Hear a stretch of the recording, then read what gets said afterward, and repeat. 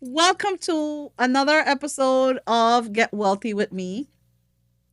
I have to tell you guys, I'm having such an awesome time filming this particular podcast. I love the storytelling aspect of everyone. I love hearing everybody's money story. I love incorporating advice into there. And I really like to tell you guys my story because whatever I learn or whatever we learn through storytelling is the best way to do it. It's the best way to retain things. And finance itself is an actually hard subject. So actually, like, it's a hard subject to retain. So talking about it through storytelling or remembering, for example, a a story that DJ Newmark talked about on Get Wealthy with Me about Roth IRAs. That's how you're gonna remember stuff. And if I actually try to teach you the parameters with a Roth IRA, you're probably not gonna retain it because it's hard to retain stuff these days with traditional instructional ways. So I hope that everyone is enjoying our podcast, and we hope this is the first of many seasons. And I'm having a great time. Chala's having a great time, and dealing with my inadequacies when it comes to social media and media in general. That's a whole world. So, thank you for being my producer. Thank you for actually coming on camera with me Yeah. today. It took a lot for her because I've been talking to her behind the camera for 2 years now, and um, she finally decides to come in front of the camera. And I think everyone told her that this part, interviewing me, what was gonna work out. So let me see what she has for me. She's gonna spill it out today. So Well, I have a good amount of questions, but I think the main thing that I'm putting in your password in my own phone. LOL. I have the questions written on my phone, you guys, and it's propped up. Do you hear that? yes, What is that? Intermission. intermission. We have a ghost in the studio. We've been hearing voices, and it's funny because it's not like, oh, like we're hearing something from next door. Like we're hearing it inside this room, so maybe there is a ghost. We have a ghost on the podcast with us today. How exciting is that? Maybe they wanted to sit in Chala's chair. Who knows? Maybe I have they no just, idea. I think everybody can benefit from financial literacy, even those who are ghosts. So, I'm sure they had to pay debt somewhere. But financial literacy is not all about debt.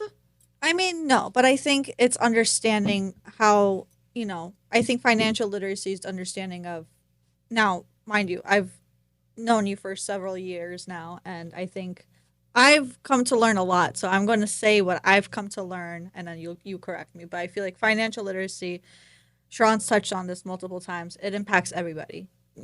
Like the whole world is surrounded by money. So we need money for so many things. So financial literacy is not just for the wealthy or the poor, but it's everybody in the middle, Gen Z, college students. If you're working, if you're living, it's impacting you some way or some one way, shape, or form. So when I say debt, I meant more so I think people think of this phone is bothering me, sorry. I think people think oh, like all debt is bad, when really, like, I've listened to a couple podcasts where a lot of wealthy people and people in business say they actually leverage debt in order to, get up higher. So that's kind of where I was touching on when I said debt. But yes, I do have questions. Well, with debt, right? Yeah. Wealthier people, in order for you to use debt wisely, Mhm. you need to understand finances and you need to understand how to leverage debt. It is not that hard to do. It can be done in very small scale, it can be done in larger scales, but people that build wealth and build wealth successfully, they don't do it through their 9 to 5 jobs, and they don't even do it through only successful businesses. We've talked about this where you build it through different income streams. Right. And you've been going through some of that with me, and I hope you're going to ask me some questions about our new studio. Oh, yeah. So we which is one of our income streams that Yeah. we're Real working estate. on, and is real estate. But you have to be comfortable. You cannot think that debt is the monster under the bed. You have to understand that that monster under the bed could be a nice monster. Yeah. I If you mean, treat the monster well, like Monsters Inc. It's Sully. We like yes, Sully. okay, yes, we like Sully. Like Monsters Inc. Exactly. There are different kinds of monsters. So, yes, that might be a monster, but what kind of monster do you want it to be? You're the one that decides that on how much you know about it and the way you use it. Now you touched on leveraging debt. Very simple in the most simplest way. What does leveraging debt really mean? Like how can somebody, because we hear all the time, oh, you have to leverage debt, you have to leverage debt, you could grow this and that by leveraging debt, but no one's really explaining what it looks like to leverage debt. What does it mean? Are you going to a bank and saying, hey, like how what does it look like to leverage debt? Okay, so like I just talked about, right? You have to have some financial education and you have to be financially literate Mm-hmm. to be able to leverage Mm-hmm. that. So you need to understand that before you're able to leverage Mm-hmm. that. So one of the things that you need to understand is you need to understand your credit score. Mm-hmm. You know, how does it come about? What do you analyze? For example, I have a subscription to freecreditreport.com. So a lot of the times when I have plans to buy real estate, for example, I up my Mm-hmm. subscription and I start babysitting my score. I want to see where I'm at because one little thing that you do might affect your score, adversely, and another little thing that you do can affect your score better. So I would advise every Mm-hmm. person who is thinking of using debt as a commodity Mm-hmm. is to learn the formula with their credit score. Mm-hmm. What percent of your credit score is affected by how much debt you have? What percent is how much of that debt you're using? Mm-hmm. What percent is affected by late payments? What percent is affected by how much debt you take out? Like, for example, if you have your credit, if you keep getting your credit score ran because you keep taking debt out and it's new, that adversely affects your credit. I mean, there's reasons. So there's sometimes things on your credit Right. report that you can explain when you go and you sit down Mm-hmm. with someone. So that's the first part. Mm-hmm. So there's very different steps, and leveraging debt is first. This first step is understanding that. Mm-hmm. So the first thing you need to understand is the rate of the debt, Mm-hmm. right? So all debt is not created equally, Right. right? So Mm-hmm. that's number one. So there's no way to leverage a 29%, at least that I know of. If somebody out there knows of, they could comment below and let me know that you could leverage a 29% credit card. Like you're paying 20 to 30% interest on a credit card. Mm-hmm. There should be no reason for that balance. Right. um you know if you've gotten to that point, it has to be really bad. And but also, a lot of us when we were younger, that happened to us, right? So you learn from that. So it's like, okay, I didn't realize that. So if you're listening to me, you would understand that you shouldn't have been doing it from a young age. That's why my focus is Gen Mm-hmm. Z and Right. millennials. I want them to learn from younger what not to do, more important than what to do, Right. right? So if you're starting out, and the interest rate on the debt matters. Mm-hmm. So I pay off my credit card every week. The rule of thumb is I pay it off every week. What I tell everyone else is pay it off when you get your paycheck. Mm-hmm. So because we all today we use credit card. We use a digital Mm-hmm. to pay for things. I'm not a big believer in debit cards because it doesn't really have the same protections as a Mm-hmm. credit card. But I use my credit card like a debit card, Right. You right? just pay. I pay it off. Yeah. I use it like a debit card because I don't want to pay any interest on that. Because that's the cost of debt. The interest is the cost of debt. People who leverage debt, the cost of the debt is less than the interest they're going to be Gotcha. earning. That's what leveraging is. So, for example, my mortgage on my house is 2.9%. Mm-hmm. I'm never paying off that mortgage because I don't know when, I mean, I'm paying the mortgage every time. It's a 30-year mortgage, but I'm not going to pay it off early because I'm never going to get to borrow money at 2.9% ever Right. again. When that happened, we were at such low rate of interest, and we were practically, that's free money practically. So almost every bank now gives you at least 4%, Mm-hmm. on your money market account or your CDs. Mm-hmm. So that's the least amount that you could get if you're putting your money somewhere. So why would I pay if I have extra money? Why would I put it to pay down a Right. 2.9% debt and I can get 4% on it? So that's a leverage. Mm-hmm. That's what leverage means. Is you're borrowing money for less than what you're going to be making on the money. Right.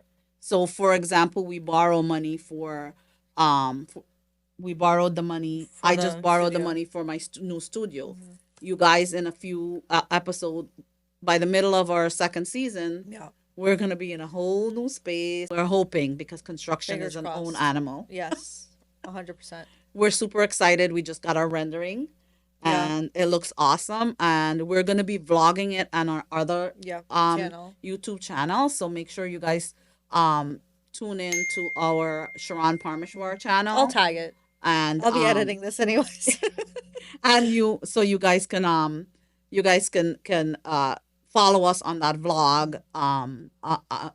going around to it. I have some actual videos on the actual closing, Yeah. and we're gonna start vlogging when we go in because it's really bare bones. So Yeah.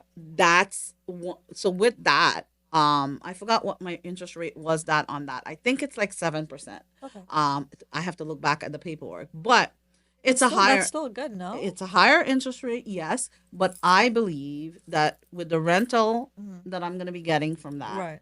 and when you pay a mortgage down, that's not interest only, Yeah. so you're paying into principal. Mhm. So if I'm going to make back that money from from rental revenues, and I'm paying down that debt, if I make the same, even if I make Yeah. the same amount, right? And let's say that this office condo doesn't go up in value at all, and I make the same amount. Starting out, depending on the amortization, at least $400 from my payment that I'm going to be making to my mortgage is going to be going to the principal. So I'm making $5,000. My expenses are 4,500. I'll get a little $500 in my pocket, which I'll save to see if there's anything wrong or anything to be fixed. And then $400 out of the payments I'm making is going to be paying down my principal. So that's like a savings account right there. So that's how I'm leveraging debt. I'm borrowing to make money on the other side. But I see the potential of making more money in the long run because I'm going to hold this for the long haul. Even if the market goes up and down, I'm going to hold it until when I'm ready to sell it is when the market is going to go up.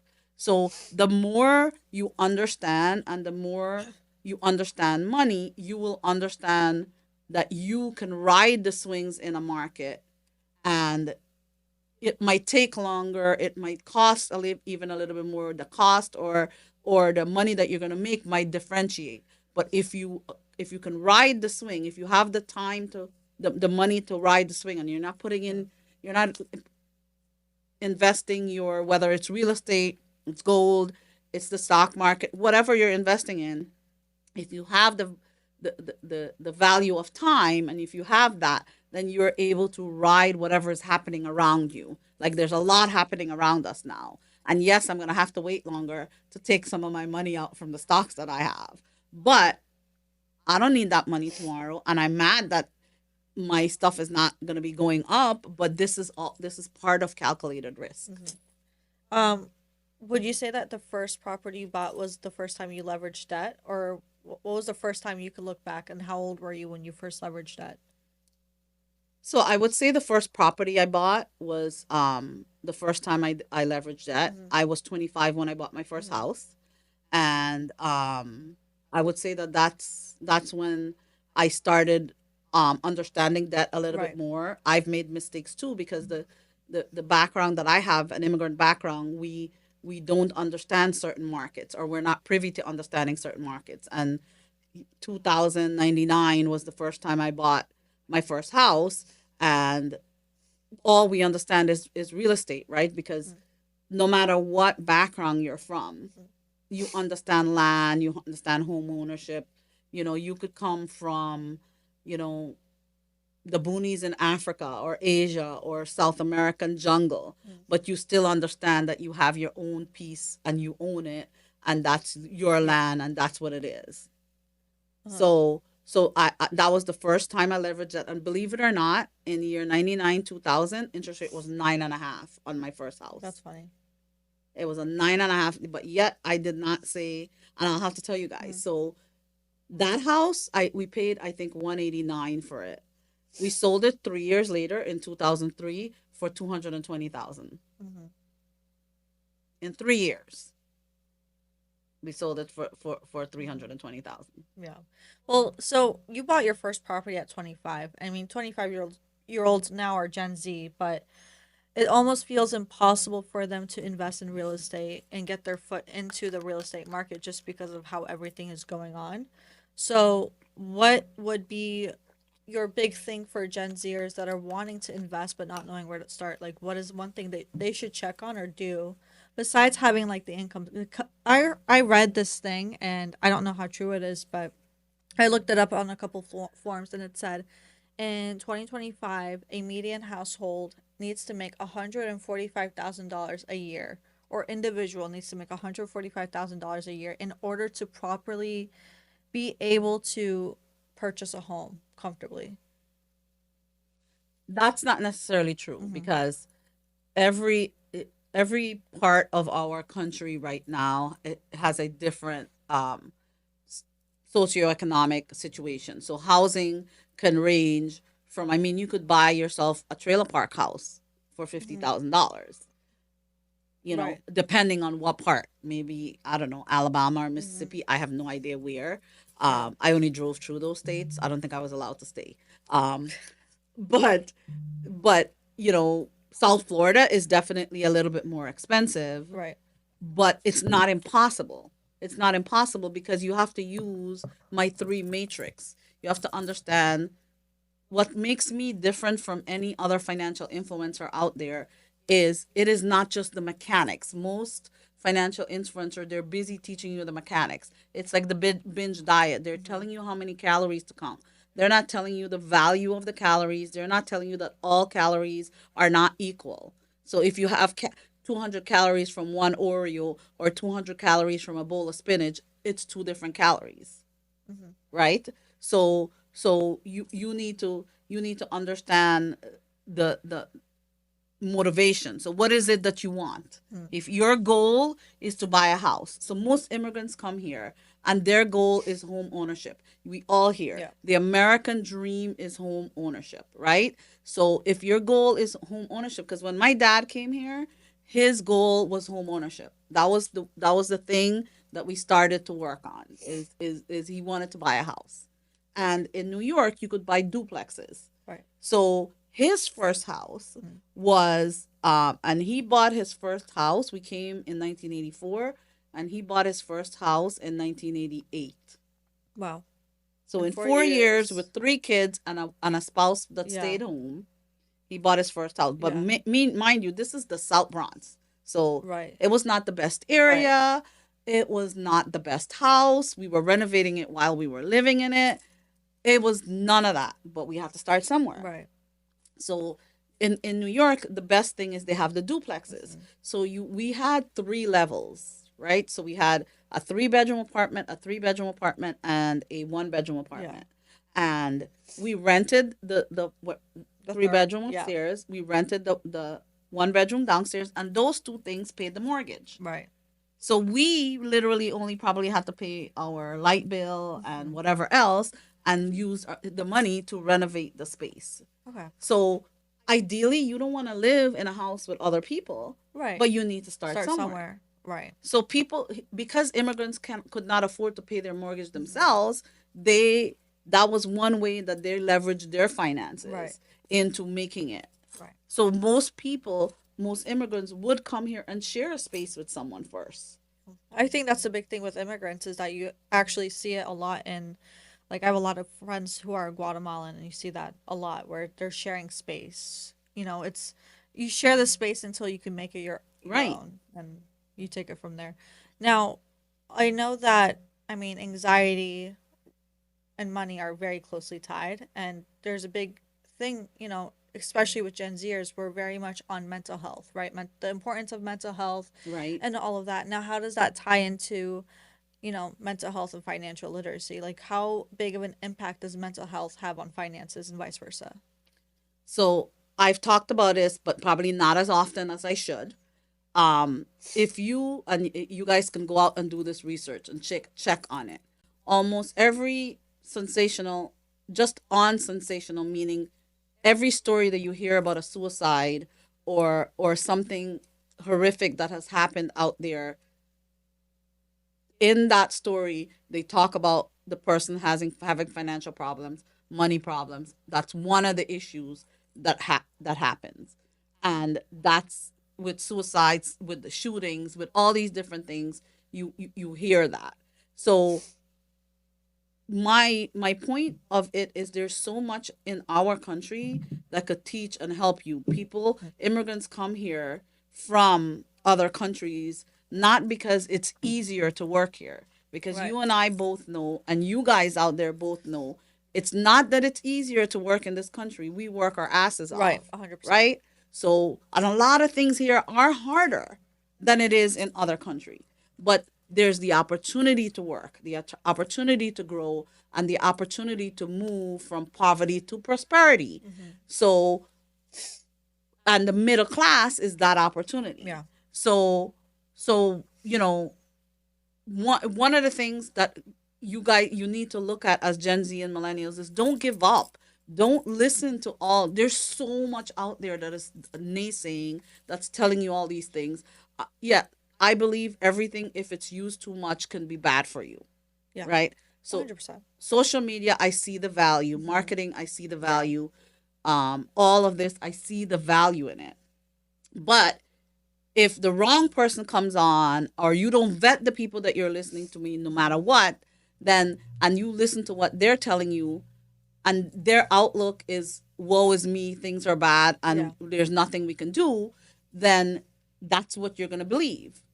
But what are your choices when you believe that woe is me, things are bad, our life is so much worse than the generation before that? I don't doubt that. You guys have many things in your life now that is much harder than my life before or the generations before that. But you also have many things now that can help you, that can combat some of the things that we you guys have today, that will give you an easier way to be successful. So you can't just look at the glass half empty. If you look at the glass half empty, that's how you're going to feel.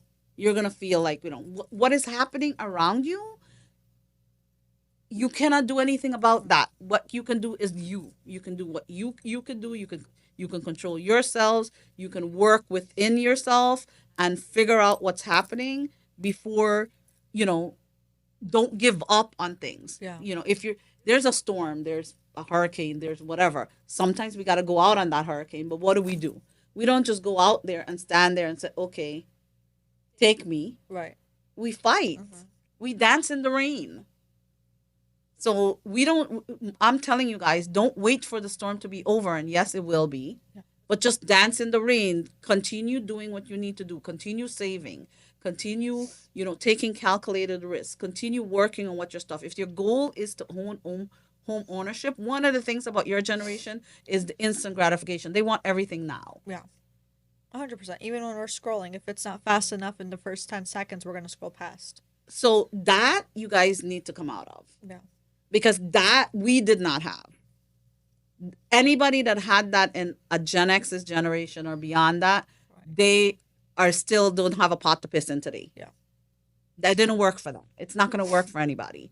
You cannot, you have to believe in the moderation mentality.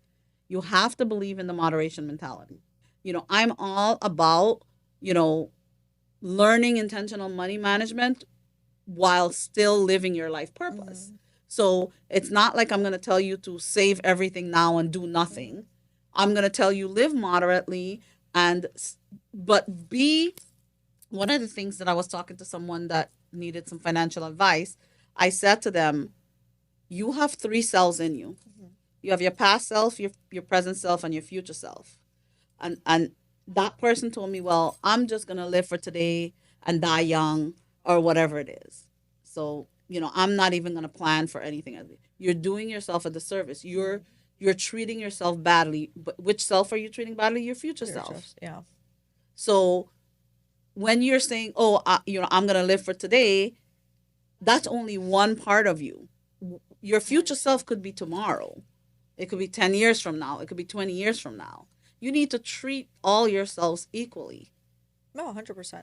I have this saying that I always say, live where your feet are planted now, but plan for where you want your feet to be tomorrow.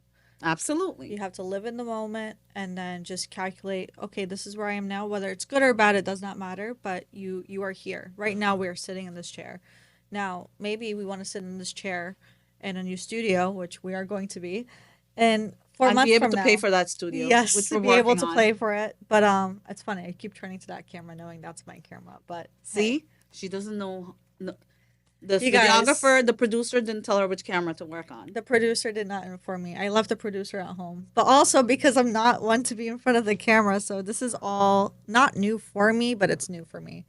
But yeah, I mean, you just have to be intentional with your mindset and your abilities to put in the correct. And it's not Just easy. no, it's not. But nothing's easy. If it was easy, everybody would do it. Yeah.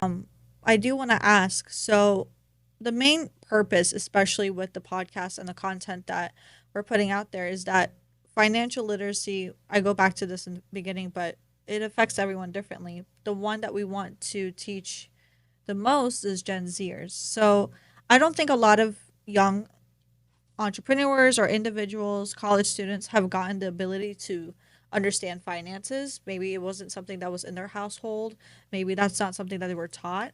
So a lot of like the very basics is, what do I do with my first paycheck? They get their first paycheck and let's say it's $700 for that week, which if you're 22 or 21, that's not half bad, but they go, it's like, okay, Netflix, car, food, and then by next week, Friday, when they get paid again, they're like $20. So So what do you do recommend? you know that the biggest mistakes that I've seen, the biggest financial mistake that I've seen in my even my own family, Mhm. with my nieces and nephews, and I have a huge family. Um, when they graduate from college and they get their first Mhm. real paycheck, they go and buy an expensive car. Mhm. They go and they buy an expensive car. They might have loans that they're paying off for their education. They might have, a lot of them, our families are multi-generational, so they do still live with their Right. parents when they come back from college, and things like that. So they go and they buy their first car. So let me tell you guys something about a car. And I know young people are Yeah, big on cars. Chala 100%. knows everything about a car. I know nothing about a car. I drive my car to take me from one place to another. A car is not an investment when you're in this age, unless you are a luxury car collector and it is your business and that is what you're doing. But it's similar to other investment properties. That is not, it's not an investment. And a car is a necessity to take you from one place to another. So when you put money in a car, it is not an investment. It can work out the opposite way. Right. That is a debt. When most people buy a car, Mhm. they're taking out a loan. If you are taking out a loan to buy a car, then you're already like making the wrong Mhm. decision. Buy yourself a used car if you have to. Buy yourself something that you can afford. I cannot tell you how many of my cars have broken down on me on several places because I've had several different cars when I was younger. A car was my thing that took me from one place to another. I'm not gonna I'll put the money that needs to be in the car. So when you are ready to treat yourself to something because that's your specialty or whatever it is that you're looking for, that should be in the priority list way down the line. So I know the way I talk about this is, it is the night is the shiny thing that's right in front of your face, and that's the first mistake that you make is you put your money in a car, and you don't, so don't do that. That is what Mhm. not to do. When you get your first paycheck, I would say a couple of things to Mhm. someone who's getting their first paycheck. Understand what's coming out of the paycheck. Mhm. So understand that if you are an employee, you have FICA and Social Security and Medicare, which is FICA tax. Mhm. 7.65% of your paycheck off the top automatically comes out to go into the Social Security and Mhm. Medicare fund. Then there is federal withholding. Mhm. So you have to pay federal income tax. So federal income tax, depending on your tax bracket and what you're making, will not be that much for $700, Right. but that's going to automatically come out of your paycheck. If you have, if you live in a state that tax your money, then the state tax and the local tax will come out. Right.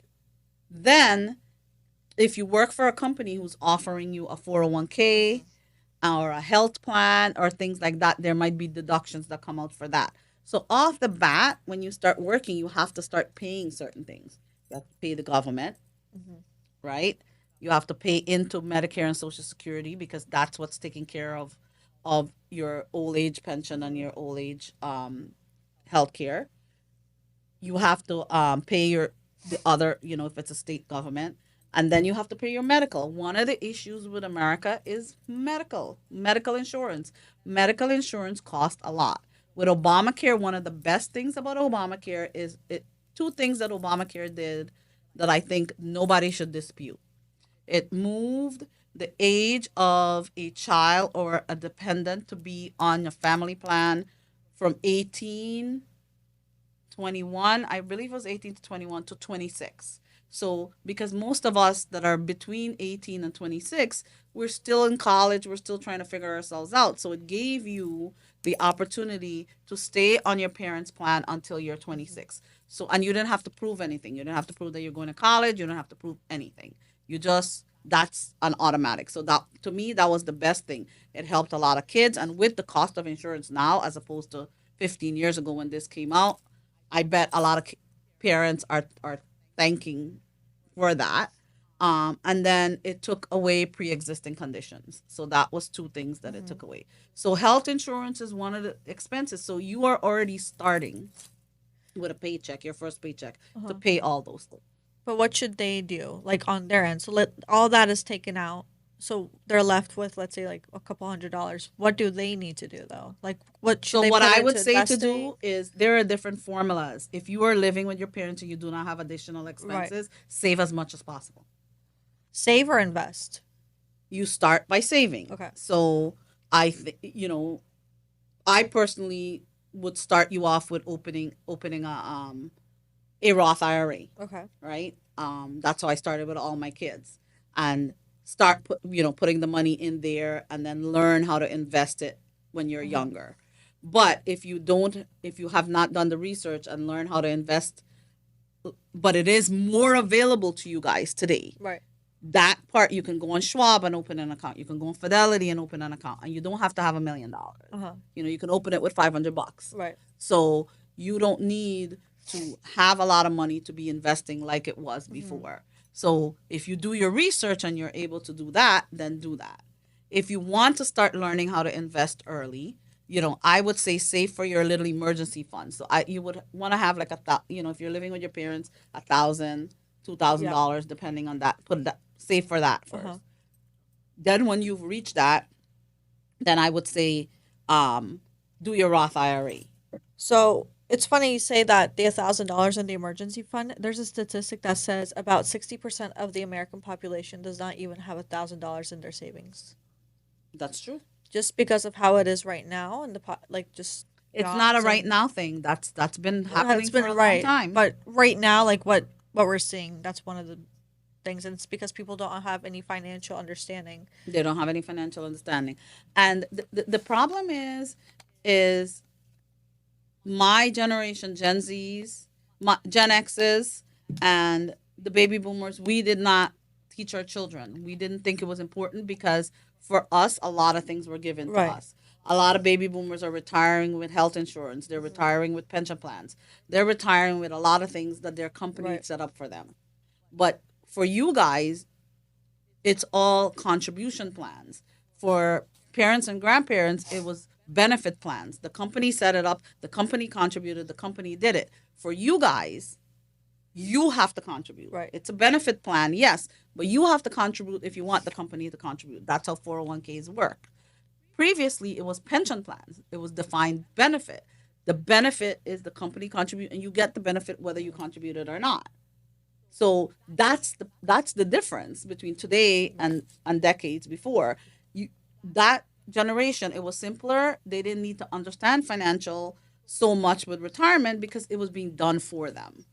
For you Now, guys, you need to understand. right. Now, with us, another thing that I want to kind of lean towards, since there's only 10 minutes on the clock, I want to see what your opinions on. We've talked about it in, not we've talked about it in person, but you've also touched base on it on your videos on the other channel, but a couple of podcast episodes. Do you believe that college is still worth it? It depends. Mm-hmm. I believe that everyone needs to have a career. You need to have a specialty.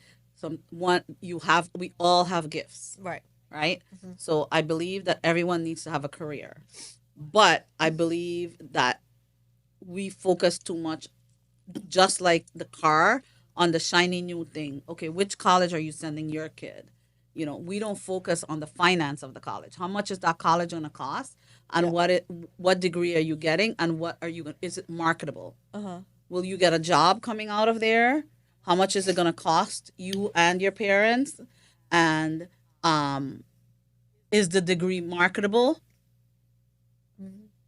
So that all depends. So I think we need people in all aspects of our society. I think we need to spend more time in schools and in our families doing research on what are the professions out there Uh-huh. that there's a need for. Right. Because not every kid is cut out for a 4-year degree. And you shouldn't go to college just to go to college. You should know what you're doing. Right.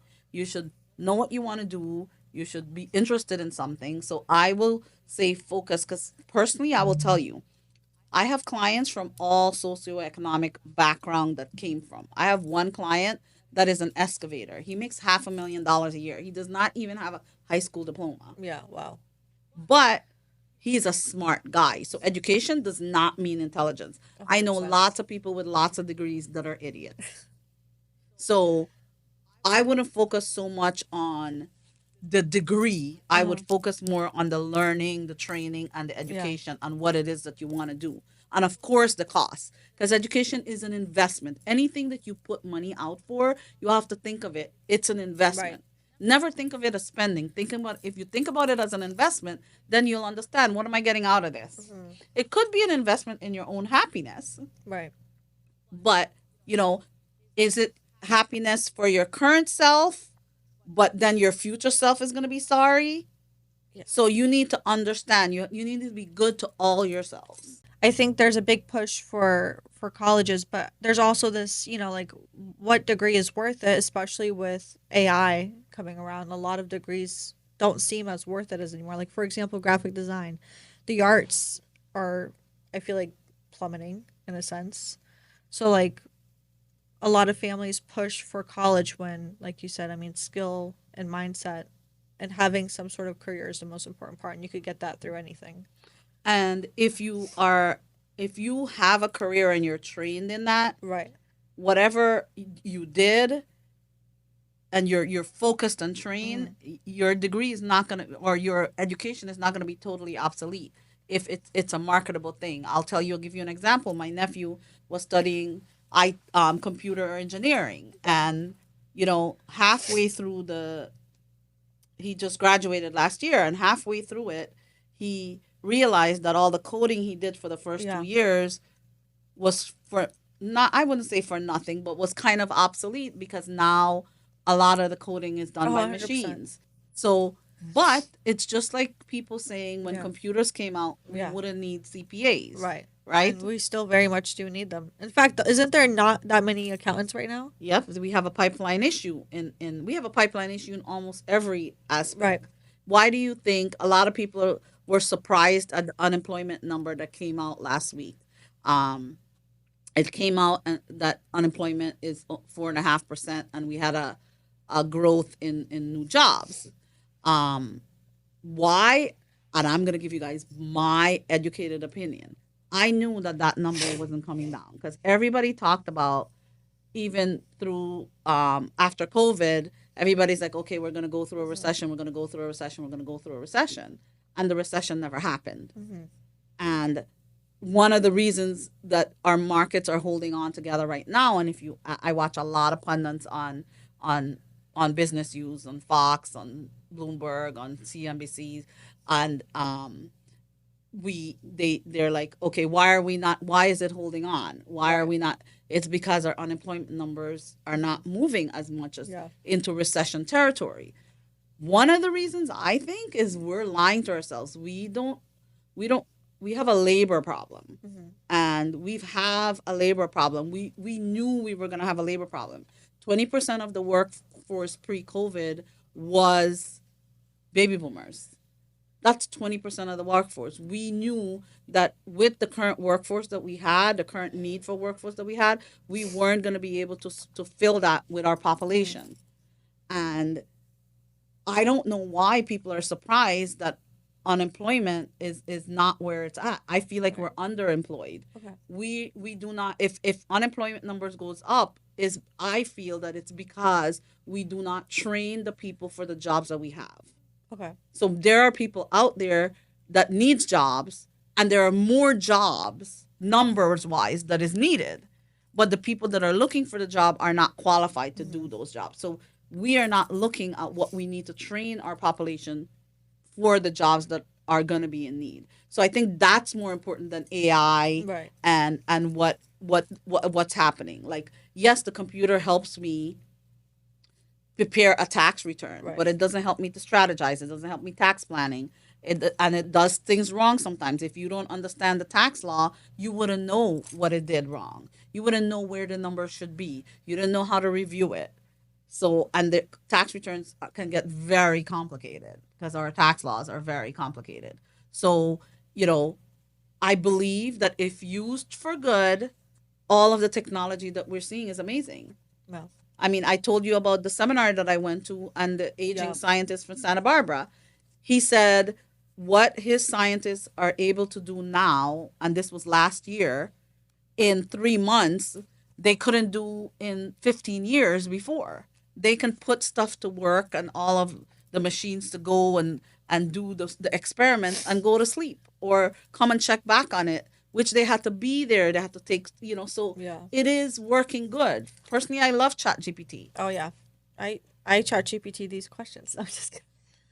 So there's nothing wrong with that. No. But if used, of course, anything that is used Too much. for can always, be detriment. Right. Right. So it's moderation again, going back to the moderation mentality. Right. If you have to have the moderation mentality in everything that you do. No, I agree. It's funny because time flies so fast when you're sitting here, and when You don't realize that until you you're don't sitting realize here, it right? until you're sitting here. And it's funny because usually when I'm recording, I'm like, why are they still talking? It says 2 minutes, wrap it up, and now I'm sitting here, I'm like, wow, we only have 2 minutes left. I do have a question. So, I mean, we always say vet the people who you do business with, vet the people who you watch, especially with social media. I mean, anyone can make content on anything, and we won't ever really know for sure sometimes if the person is legitimate in what they say. I mean, you have all the credibility in your investment in your career, your degree, and also the years you've been doing this. But with TikTok, you see a lot of false, like, oh, you need this in 3 steps. So do you find that TikTok can be helpful sometimes, or do you find that's more detrimental for Gen Zers and people watching on the finance aspect? So I believe that social media itself, so it can work for you if again it's moderation. Finance you could never learn in 3 hacks or 3 No. steps or 3 whatever. So if there's a get rich quick scheme and it seems too good to be true, it probably Right. is. So that does not mean that if you do that they're not telling you the truth. They might be saying one thing that is true, but everything else that is not. For example, someone might ask me, most of the times the question that I get is something deductible? So is medical deductible? Someone would ask me. Yes, medical is deductible. You can deduct medical. But what does that mean? Number one, all deductions are not created equally. We have tax credits that are beneficial deductions. We have above the line credits that are more beneficial than itemized deductions. We have child tax credits that are more beneficial than other things. Medical is deductible, but the point is, can you deduct it? So when you hear a hack or a 3 seconds thing, and the guy says, "I have a question for you as a CPA. Is medical deductible?" My answer is yes. You can't stop listening then, Right. because then you'll be like, "Medical is deductible. Why didn't you deduct my $1,000 that I spend on my teeth?" Well, medical is deductible. It's subject to limits. It's subject to the limits, a percentage of your AGI, and then you have to itemize. So there's 3 levels you have to go through before your medical becomes deductible. And then all of that depends on your adjusted gross income. So it depends on who you are.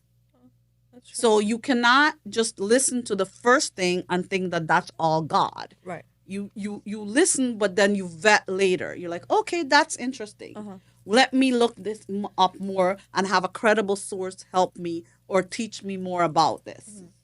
And then when you decide to listen to someone, make sure it's a credible source. It's just like when we were in school and we're doing our research. You guys are doing research on social and research on all these different things. You have to vet your sources. 100%. We used to, in school, we talked about your secondary source, your primary sources, and your not credible sources. Yeah. So if you hear something, I'm not telling you guys that it's wrong. I'm just telling you that one little thing in there might be right. That if you think you're interested in something, look it up further and use a credible source. Use a primary credible source to give you the right answer. Where can people find you, Sharon? I'm just kidding. I do want you to touch on your courses coming up. So in my last few months of going around and talking and doing speaking engagements and things like that and workshops, everyone that I speak to, they don't want me to just give them a app to go to or tell them like what to do. They want me to give them something that I have encapsulated. So I've decided that I am going to do a course. I'm going to do a few courses that I've already started writing. I'm also going to write a book. The book is going to be a children's book, but I think it's going to teach parents. I won't tell you guys the name of the book, but I already have it. But my course, I won't tell you the name of it yet either, but it's going to be a 10 module course. It's going to have 2 videos in it, and it's going to have like worksheets. So it's going to be the A to Z for personal finance. It's going to start with spending plans. I'm going to walk you guys through it. It's going to be a membership. Once you buy a module, you can buy a module of the course. So, or you can buy the entire course. Okay. So, and it will be something that you can go back to afterwards. Eventually, I'll embed communities in there. So, and I'll jump into the communities, and you guys will be able to communicate with me. And, I can walk you guys. So you can always come back. You can always, okay, my spending plan changed. So you can start off in one place and, end up using it for it. So it's going to eventually have an app in there that you're going to be able to use with your real life stuff. So the course is not, it's not just a course that you're doing in school and then you put the book down. It's actually, the first module is going to be the spending plan module. Where I don't teach how to budget, for example. I teach you to make spending plans. The way you make spending plans is you start off with what you spend. What are you spending your money on currently? And then you track that and see what your spending habits are. And then you decide. Yeah. You be intentional because one of my other encapsulated in what I do is intentional money management. I am not going to judge you on what you spend your money on. You're going to judge you on what you spend your money on. You're going to decide, I spent my money on this, that I want to do that. Because one of the biggest problem that we have to do, especially now with social media, we are spending and doing too many things with our finance unintentionally. We do it without thinking. All I'm asking for you guys to do is, and the main thing about my course is, this is what you did. Is this what you want to do? You get to decide. So That's what the course is about. I'm hoping to have it all ready by the summer. We are going to be working on that. I have a lot of the videos ready Yeah. already, and we're going to be my course writer is ready to put it all on the platform. I just need to get like the financial spreadsheets Yeah. and stuff into it. Hopefully, the app will be ready, and then that'll be easier because Hopefully then you guys don't have to enter anything. You mhm. can actually upload It's your already embedded information. in Yeah, there to yeah, help. yeah. Which also, make sure to check out the other channel, which I'll have it linked down below for you guys. But the vlog for the real estate, I mean, buying a space and seeing a commercial real estate come together from like beginning to end is going to be an awesome process. I think also you really see behind the scenes on the financial parts, the numbers, So anyone who's invested their time into investing or wants to know more and how to start, I think that'd be an awesome video. So check that out. Yeah, and I mean, I am going to be fully transparent with you guys 100%. on this property. I will even be transparent about the budget. Mm-hmm. Chala is going to put in, what we're spending on Yeah. it, how much it's costing. Yeah.